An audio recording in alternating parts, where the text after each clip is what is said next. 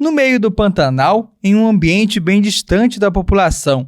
À primeira vista, é essa a impressão que passa das capivaras, mas na verdade, elas estão nas proximidades do centro de Altamira, região sudoeste do Pará.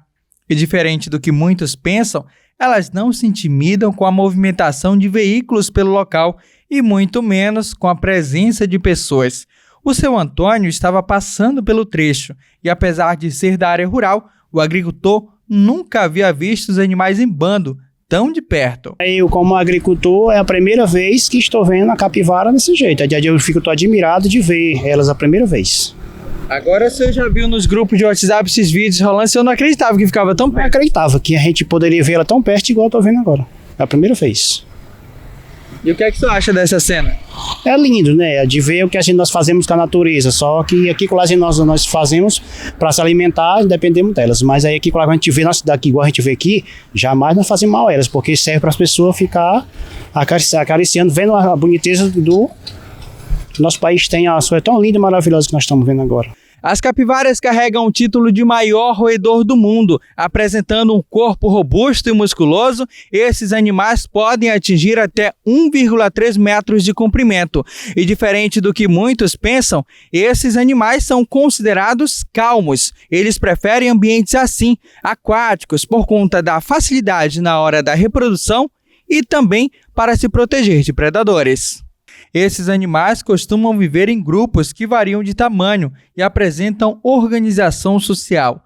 A quantidade de capivaras em bandos varia de 2 a 30 animais, apresentando um macho dominante, além de se observar-se a presença de várias fêmeas e de animais mais jovens. Aqui, a gente consegue observar nitidamente o macho. Elas podem chegar em média a 50 quilos, mas tem casos de alguns que podem chegar até a um peso maior que esse. Elas são bem comuns na beira de rios, de cursos d'água pelo Brasil inteiro, vivem em bandos, Esses bandos são compostos de machos, fêmeas e vários filhotes. Tem um macho dominante nesse grupo, que geralmente é quem se reproduz mais com as fêmeas.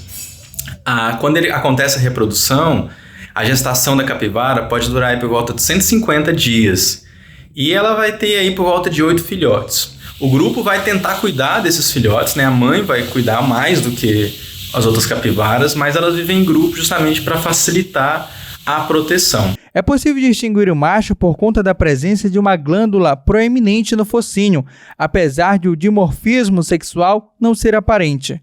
Após alguns minutos no local e algumas pessoas chegando para observá-los, o macho do bando emitiu um sinal de alerta e o restante corre, mas ele fica para garantir a segurança das fêmeas. E as capivaras, elas vivem de forma bem tranquila não, mas uma das coisas que chama a atenção delas é que elas têm várias associações com algumas espécies, como por exemplo algumas espécies de aves, como o gavião carrapateiro ou algumas outras espécies que vêm e pousam em cima da capivara para se alimentar de alguns ectoparasitas, como carrapatos, por exemplo, que estão em cima das capivaras.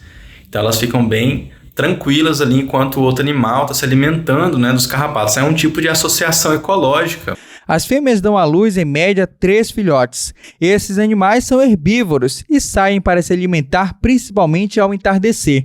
Os principais alimentos dessa espécie são gramíneas e até mesmo as plantas aquáticas. Capivaras adultas podem comer mais de 5 quilos por dia, dependendo do seu tamanho. Mas como explicar a presença delas em meio a tanta movimentação?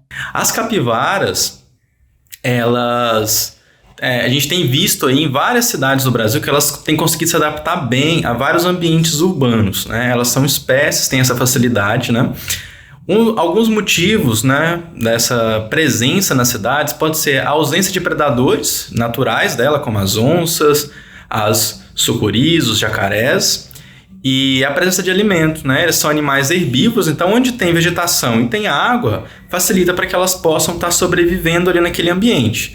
Elas acabam se adaptando um pouco à presença humana, Sentem um pouco de medo, claro, se afastam um pouco, mas se acostumam ali a viver naquele ambiente. O principal risco dos humanos, próximos, seria a caça para esses animais.